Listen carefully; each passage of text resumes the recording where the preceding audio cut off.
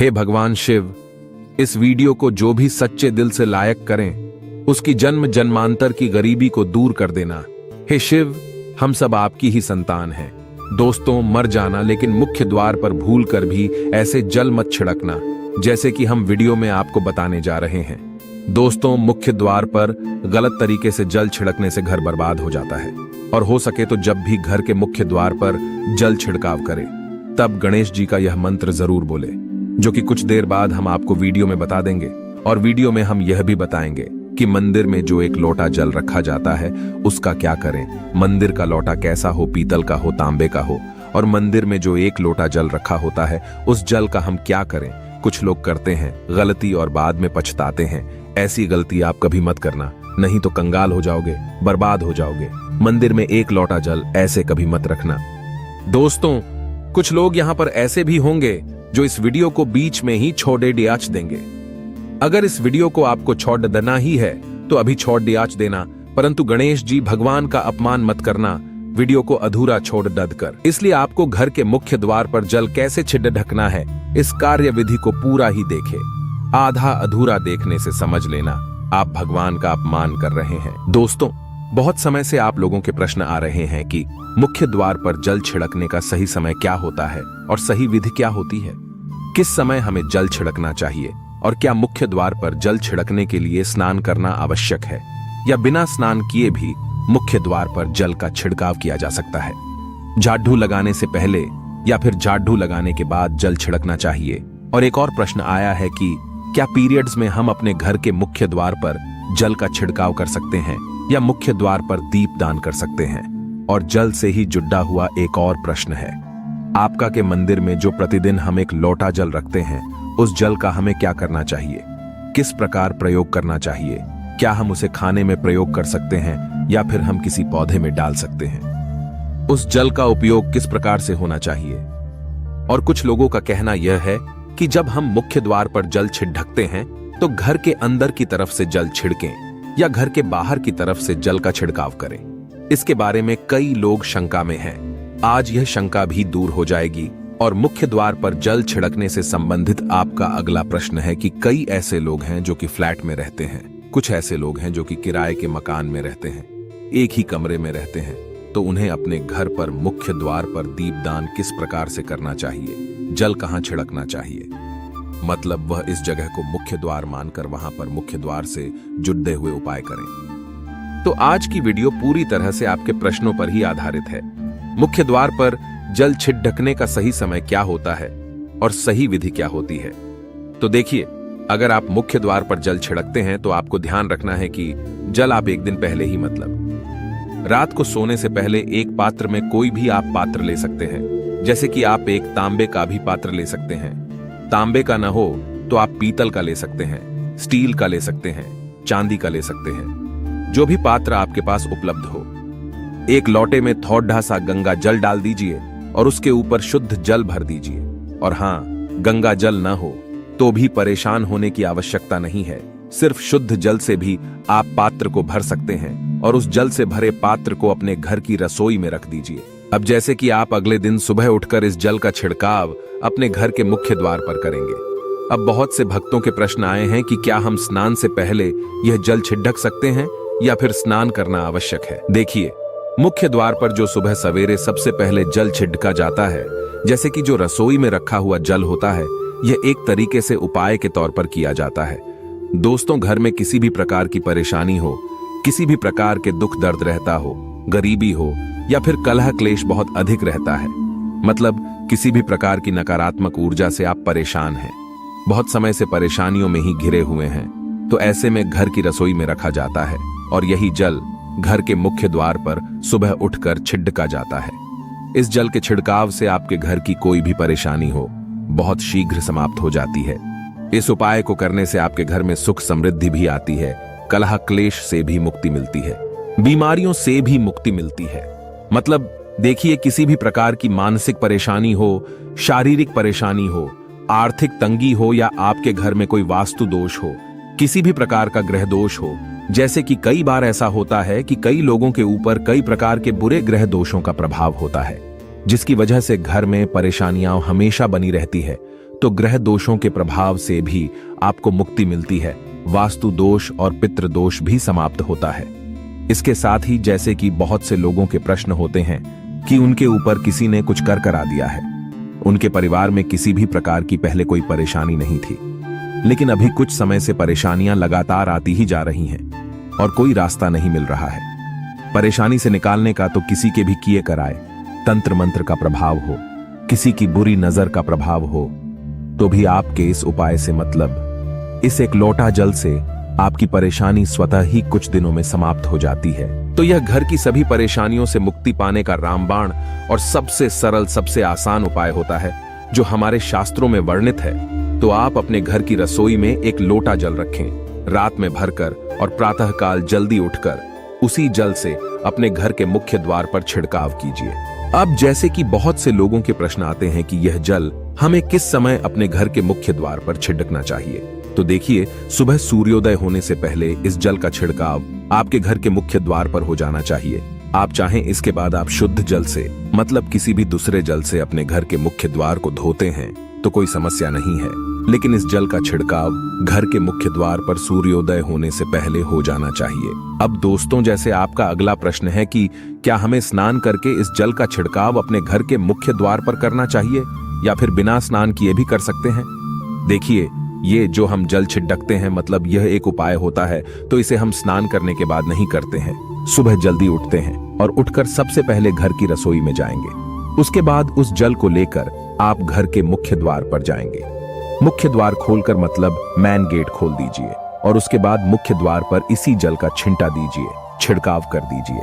और जल का छिड़काव करते समय अपने पितरों का ध्यान कीजिए, माँ लक्ष्मी का ध्यान कीजिए, क्योंकि कहा जाता है कि सुबह सुबह माँ लक्ष्मी प्रत्येक द्वार पर आती है, सबके द्वार पर आती है। जिनके भी द्वार खुले होते हैं, जिनके घर में जल का छिड़काव मुख्य द्वार पर हुआ रहता है, उसके घर में प्रवेश कर जाती हैं। तो महालक्ष्मी का अपने मन में ध्यान कीजिए और एक तरह से प्रार्थना कीजिए, हे माँ लक्ष्मी, आप मेरे घर में प्रवेश करें, मैं आपका स्वागत करने के लिए तैयार हूं।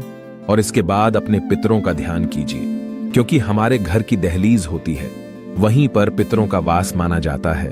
तो जब आप दहलीज पर जल के छींटे देते हैं तो आपके पितर बहुत प्रसन्न हो जाते हैं और उनका आशीर्वाद भी आपको प्राप्त होता है। तो सुबह जो आप जल छिड़के, इसके लिए स्नान करने की आवश्यकता नहीं है, बिना स्नान किए भी कर सकते हैं। दोस्तों, वीडियो में आगे बढ़ने से पहले आपसे छोटा सा निवेदन है कि कमेंट बॉक्स में जय मां लक्ष्मी अवश्य लिखें। महालक्ष्मी जी, जो भी भक्त इस वीडियो को देख रहा है उसके घर में सुख समृद्धि आए, उसके घर में कोई भी परेशानी नहीं आए और पूरा परिवार सुख शांति से अपना जीवन यापन करें। दोस्तों, अगर तुम में से कोई महालक्ष्मी जी को मानता है तो अगर सच में ही भक्त हैं, आप इस वीडियो को लाइक कर कमेंट बॉक्स में एक बार जय महालक्ष्मी लिख देना और उसके मन में जो भी मनोकामना है वह पूरी कर देना। अब दोस्तों, आपका अगला प्रश्न है कि क्या झाड़ू लगाने के बाद हमें जल का छिड़काव करना चाहिए या फिर झाड़ू लगाने से पहले भी जल का छिड़काव कर सकते हैं। तो देखिए, जैसे मैंने आपको पहले ही बताया था कि उठने के बाद सबसे पहला कार्य जो आपको करना है वह जल का छिड़काव ही करना है। उसके बाद आप झाड़ू लगा सकते हैं, लेकिन एक चीज का ध्यान रखिए, जब हम सोकर उठते हैं तो सबसे पहले बिस्तर पर बैठे हुए ही अपने दोनों हथेलियों को जोड़कर और दोनों हथेलियों को सामने से जोड़कर पूरी हथेली को देखा जाता है। उसमें मां लक्ष्मी का ध्यान किया जाता है। उसके साथ ही 5 देवताओं का ध्यान किया जाता है।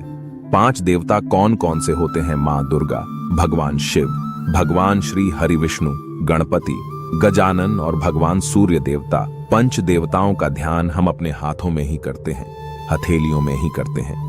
कराग्रे वसते लक्ष्मी, कर मध्य सरस्वती, कर मूल्य तु ब्रह्मा, प्रभाते कर दर्शनम। दोस्तों, इस मंत्र का उच्चारण आप चाहें तो कर सकते हैं, नहीं करते हैं तो भी कोई बात नहीं। अपने इष्ट देवता का और 5 देवताओं का ध्यान अपनी हथेलियों में कर लीजिए। उसके बाद दोनों हाथ जोड़कर सभी देवी देवताओं को प्रणाम किया जाता है और उसके बाद अपने हाथ से पृथ्वी का स्पर्श करते हैं, धरती को छूकर प्रणाम करते हैं 2 बार या 3 बार और उसके बाद अपना दाहिना पांव पृथ्वी पर रखते हैं। दोस्तों, धरती पर रखते हैं, उसके बाद ही बाकी के जो सभी कार्य होंगे वो उसके बाद ही किए जाएंगे। जल का छिड़काव आप उसके बाद ही करेंगे। मतलब सुबह उठने के बाद सबसे पहले हथेलियों के दर्शन, फिर धरती को प्रणाम कीजिए, फिर धरती पर पैर रखें और उसके बाद रसोई में जाकर आपको जल लेना है और घर का मुख्य द्वार खोलकर मुख्य द्वार पर जल का छिड़काव करना है, मां लक्ष्मी का, और अपने पितरों का ध्यान करना है। उसके बाद आप अपने घर में आ जाएंगे और उसके बाद जो भी आपकी रूटीन वर्क होते हैं, मतलब झाड़ू लगाएंगे या फिर आप स्नान करेंगे, ये सभी कार्य उसके बाद किए जाएंगे। और अब जैसे कि कई लोगों के प्रश्न आते हैं कि जब हम जल का छिड़काव करते हैं, क्या उसी समय हम घर के मुख्य द्वार पर झाड़ू लगाकर और पानी डालकर क्या हम मुख्य द्वार की अच्छे से सफाई कर सकते हैं? जी हाँ, बिल्कुल कर सकते हैं। पहले आप जो रसोई में रखा हुआ जल है, उस जल का छिड़काव कर दीजिए। उसके बाद और भी पानी डालकर, मतलब अगर आपके पास जल और उपलब्ध है तो और जल लेकर और घर के मुख्य द्वार की अच्छी तरह से झाड़ू से या कैसे भी सफाई कर सकते हैं। और कई लोगों के प्रश्न आए हैं कि हम किसी फ्लैट में रहते हैं या फिर किसी ऐसे कमरे में रहते हैं, किराए के कमरे में, कि हमारे पास एक ही कमरा है, तो हम जल का छिड़काव या फिर दीपदान कहां पर करें? किसे हम अपना मुख्य द्वार माने देखिए, जो आपका अपना कमरा है या फिर जो फ्लैट है आपका, जहां पर आपका नेम प्लेट लगा हुआ है, आप उसी स्थान पर दीपदान करेंगे और उसी स्थान पर आपको जल का छिड़काव करना है। मतलब जहां पर अगर एक ही कमरे का मकान है तो आपके कमरे का दरवाजा है, वहीं पर आपको थोड़ा सा जल छिड़कना है और वहीं पर आप दीपदान भी करेंगे, जो कि मुख्य द्वार से जुड़े हुए उपाय होते हैं। वो आप अपने घर के, मतलब जो अपना कमरा है, उसके बिल्कुल दरवाजे के पास ही करेंगे। और आपका अगला प्रश्न है कि क्या पीरियड में हम अपने घर के मुख्य द्वार पर जल का छिड़काव कर सकते हैं, दीपदान कर सकते हैं? देखिए, जल का छिड़काव करने के लिए पीरियड हो या ना हो, उससे कोई फर्क नहीं, पडीडी देता जल का छिड़काव कर सकते हैं। रही बात दीपदान की, तो दीपदान देखिए कार्मिक पूजा में आ जाता है, और कार्मिक पूजा हम बिना शुद्ध हुए नहीं कर सकते हैं, मतलब पीरियड समाप्त होने के बाद ही आप कर सकते हैं। दोस्तों, बाकी जल का छिड़काव आप कभी भी कर सकते हैं, पीरियड्स में भी कर सकते हैं, कोई समस्या नहीं है। और अब आपका प्रश्न है कि क्या मंदिर में जो हम जल रखते हैं, क्या वो रखना जरूरी है, और अगर हम रखते हैं तो उस जल का क्या करें? देखिए, मंदिर में जल रखना बहुत आवश्यक है। जल एक ऐसी चीज होती है जिसमें सभी प्रकार की जो एनर्जी होती है ऑब्जर्व हो जाती है। तो जो हम पूजा पाठ करते हैं, मंत्रों का जप करते हैं या वहां पर प्रार्थना करते हैं, जो भी हमारे अपने मन की कामना भी कहते हैं, भगवान से तो सभी चीजें उस जल में समाहित हो जाती हैं।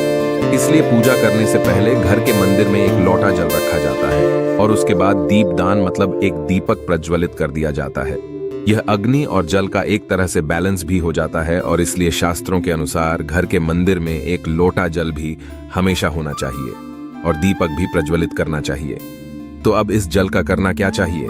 देखिए, जब हम जल रखते हैं, सुबह की पूजा में रखते हैं, मतलब सुबह जो हम पूजा करते हैं, प्रातःकालीन पूजा, उस समय जल रखा जाता है और वह जल हम अगले दिन उठते हैं, मतलब जब आप अगले दिन पूजा करने जाते हैं, दोस्तों, स्नान इत्यादि करने के बाद तो आप उस जल को उठाते हैं। सबसे पहले तो उस जल का प्रयोग सुन लीजिए। आप अपने घर के सारे कमरों में, मतलब पूरे घर में उस जल का छिड़काव करते हैं, तो इससे आपके घर का शुद्धिकरण हो जाता है, क्योंकि वह बहुत ही पॉजिटिव एनर्जी से भरा हुआ जल होता है। इससे कई बीमारी स्वतः ही दूर हो जाती है।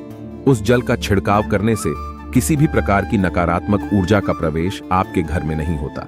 किसी भी प्रकार की परेशानी आपके घर में हो, अगर आप नियमित तौर पर उस जल का छिड़काव करें अपने घर में, तो निश्चित ही आप परेशानियों से मुक्ति पा जाते हैं।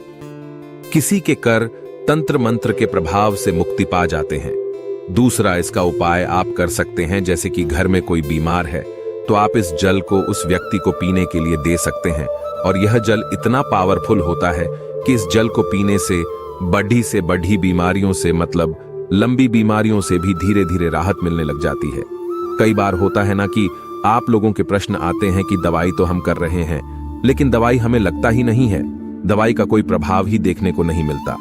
तो ऐसे में अगर दवाई के साथ साथ उस जल को पीने के लिए रोगी को दिया जाए, यानी मेडिसिन इसी पानी से अगर खाई जाए, तो बहुत अच्छी दवाइयां काम करने लग जाती है। और जैसे कि परिवार में अगर बहुत अधिक कलह क्लेश रहता है, हमेशा आपस में सामंजस्य बनता ही नहीं है, आपस में हर बात पर मतभेद होता है, तो परिवार के सभी सदस्य इस जल में से अगर थोड़ा थोड़ा पीते हैं तो धीरे धीरे विचारों में परिवर्तन आने लग जाता है, सकारात्मक विचार सभी के होने लग जाते हैं और आपस में समन्वय होने लग जाता है। घर से कलह क्लेश और मतभेद हमेशा के लिए समाप्त हो जाते हैं। और मंदिर में रखे हुए जल का अगला उपाय क्या है? देखिए, अगर आप कोई दुकान करते हैं, कोई व्यापारिक स्थल है आपका, तो प्रतिदिन इसी जल में से थोड़ा सा जल ले जाकर दुकान पर, व्यापारिक स्थल पर छिड़काव कीजिए।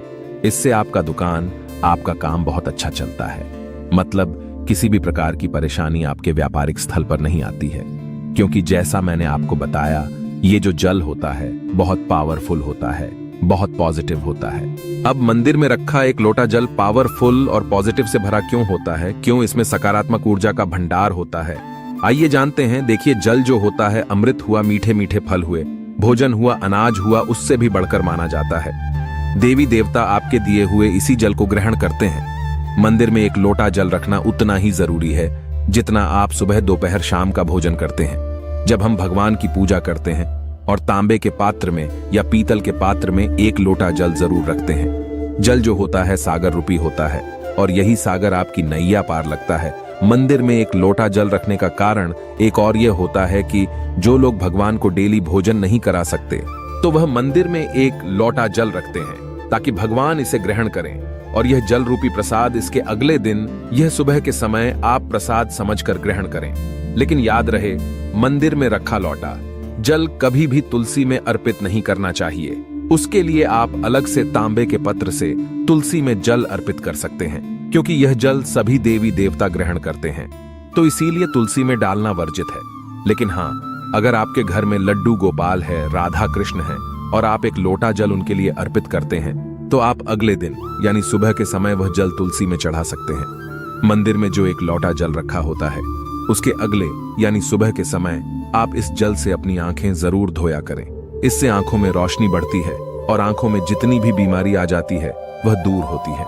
शास्त्रों के अनुसार जो लोग मंदिर में एक लोटा जल भरकर नहीं रखते तो उनके घर में अकाल पड़ जाता है, घर कंगाल हो जाता है, बर्बाद हो जाता है, परिवार में मुसीबतें आ जाती हैं और गरीबी का आगमन हो जाता है। आप चाहें तो एक लोटा जल में पुष्प आदि डालकर रख सकते हैं, बहुत ही शुभ माना जाता है। मंदिर में जो जल रखा जाता है उससे हम और क्या क्या कर सकते हैं, आइए जानते हैं। तो इस जल का छिड़काव करने से बहुत सारी परेशानियां स्वतः ही समाप्त हो जाती हैं। जैसे अगर आपके दुकान पर किसी की नजर लगी है, बहुत से लोगों के प्रश्न आते हैं कि हमारे काम को किसी ने बांध दिया है, मतलब किसी की बुरी नजर ऐसी लग गई है कि पहले तो दुकान बहुत अच्छी चलती थी, अब नहीं चल रही है, तो आप इस उपाय को कर सकते हैं।